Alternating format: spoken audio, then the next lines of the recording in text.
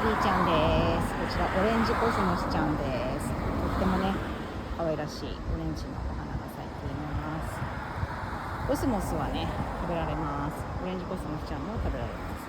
食べるとしたらこの先端の柔らかい部分の葉っぱを、できるだけ取ってあげて、茎は取ってですね、葉っぱの部分を湯がいたり炒めたりしてね食べる部分です。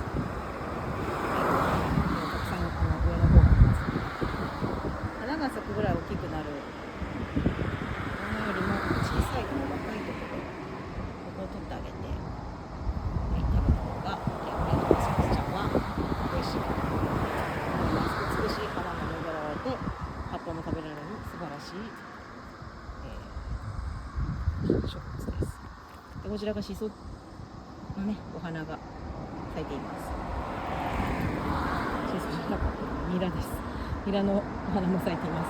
ニラちゃんの花が咲いちゃって、これ葉っぱちっちゃくなっちゃうから、これ花が咲く前にニラの葉っぱもね食べてあげるといいかもしれません。ただ花が咲いた後これ種もできるので、ニラちゃんはぜひねお庭で育てると楽しいかなと思いますよ。